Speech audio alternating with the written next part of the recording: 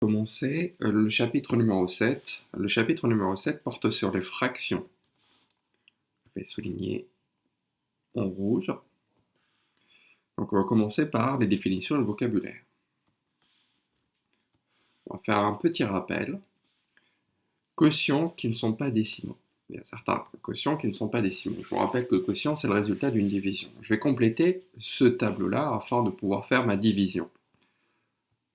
0, 8, 16, 24, 32, 40, 48, 56, 64 et 72. Donc 3 divisé par 8, je ne peux pas, donc je vais prendre 35. Je peux le faire parce que je suis encore dans la partie entière. 35, j'ai combien de fois 8?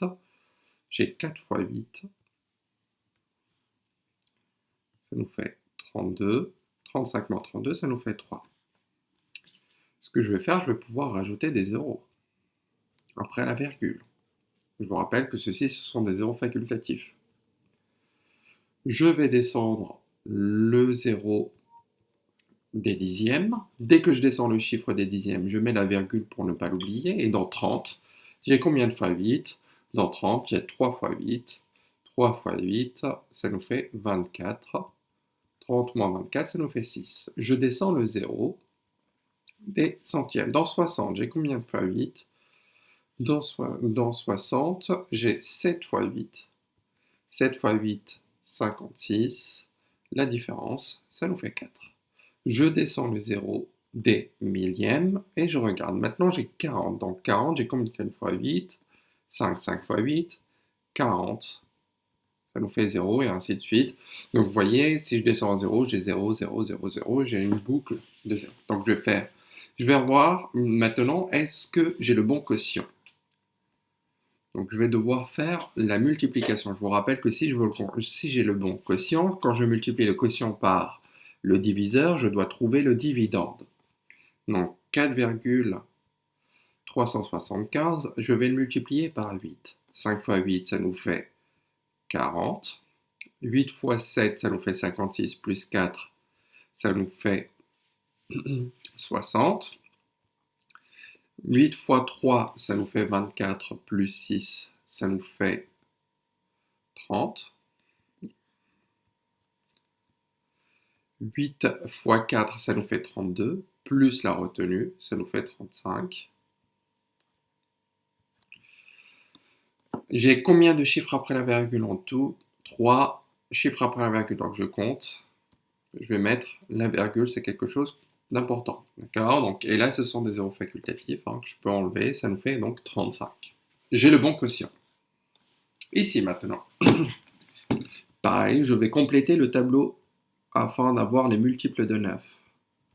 18, 27, 36, 45, 50, 54, 63, 72, 81.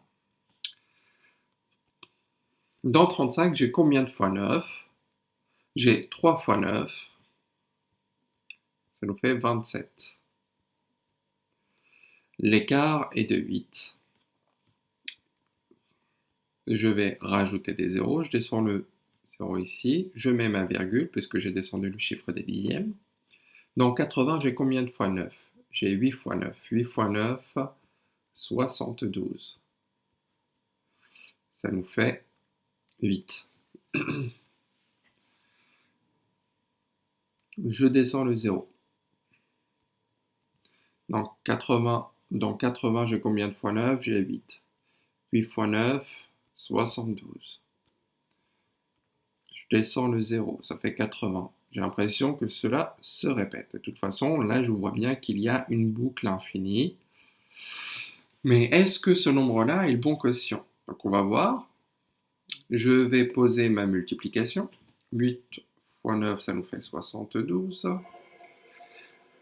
9 fois 8, ça nous fait 72, plus 7, ça nous fait 79. 9 fois 8, 72 plus 7, 79. 9 fois 3, ça nous fait 27. 27 plus 7, ça nous fait 34. J'ai 3 chiffres après la virgule. Ça nous fait 34,992. Et je vois bien que ce n'est pas 35. C'est à peu près égal à 35, mais ce n'est pas 35. Est-ce que 35 divisé par 8 est quelque chose de décimal? Oui, c'est un nombre décimal. Est-ce que là, 35 divisé par 9, lui par contre, n'est pas un nombre décimal? Je passe. Donc on va faire une remarque. Certains nombres, certains quotients ne peuvent pas être écrits sous forme décimale. Donc je vous rappelle ici, 35 divisé par 9, c'est un résultat, c'est un nombre, mais je ne peux pas l'écrire sous forme décimale. Donc il va falloir que j'invente une nouvelle écriture. C'est ce qu'on appelle l'écriture fractionnaire. C'est parce qu'on ne pouvait pas écrire les nombres sous forme décimale. C'est pour cela qu'on a inventé l'écriture fractionnaire. Voyons voir. Ici, si A et B sont des nombres avec B différent de 0, je vous rappelle que B doit être différent de 0 car on n'a pas le droit de diviser par 0. Au dénominateur, il ne doit jamais y avoir un 0. Si vous mettez un 0 en bas, c'est quelque chose de faux. Ceci est une écriture fractionnaire. C'est un quotient. C'est le résultat de la division de A par B.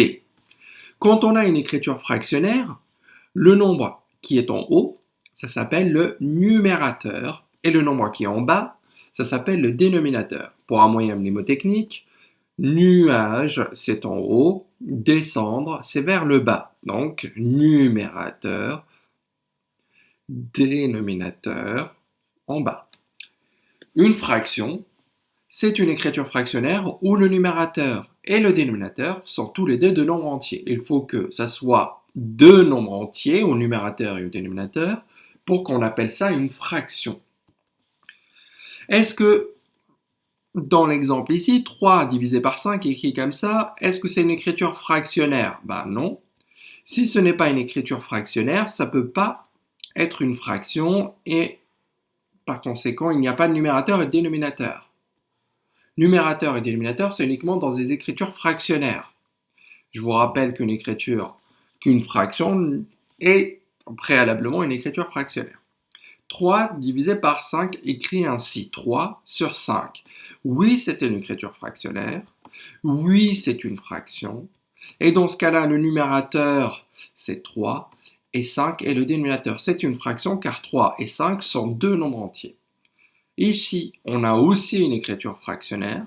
Cependant, ce n'est pas une fraction car 0,3 et 0,5 ne sont pas entiers. D'ailleurs, il suffit que l'un des deux ne soit pas entier pour que ça ne soit pas une fraction. Il faut que les deux le soient. Si l'un des deux ou les deux ne sont pas des entiers, ce n'est pas une fraction. Et dans ce cas-là, on a 0,3 qui est le numérateur et 0,5 qui est le dénominateur.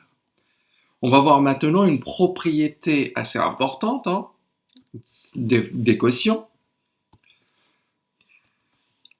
Si A et B sont des nombres avec B différents de 0, je vous rappelle que ceci est le quotient de A par B.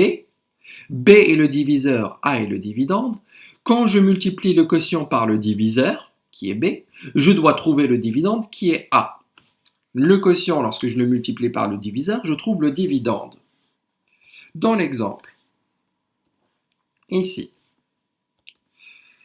donc j'ai multiplié le quotient par 7 qui est le diviseur, donc je trouve 3 qui est le dividende. Ici, je multiplie par 9, car 9 c'est le diviseur, pour trouver le dividende qui est 4. Ici, j'ai multiplié par 13, qui est le diviseur, je trouve 19, 19 est le dividende. 132 est le diviseur par lequel j'ai multiplié pour trouver le dividende 7. 105 est le diviseur pour trouver 41. Là, j'ai divisé par 8 pour trouver 19. Que se passe-t-il ici? J'ai 3 pour avoir 7. Donc là, en ayant ça, je peux compléter n'importe quelle multiplication avec deux nombres qui ne sont pas nuls. Dans ce cas-là, regardez bien, je multiplie par 3, donc 3 est le diviseur, 7 c'est le résultat, donc c'est le dividende. Pareil, ici, j'ai multiplié par 15, donc 15 est le diviseur, je trouve 11, donc 11 est le dividende.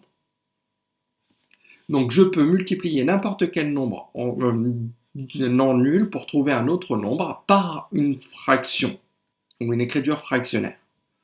Il y a toujours moyen de compléter ce genre d'égalité-là, quand les nombres ne sont pas nuls.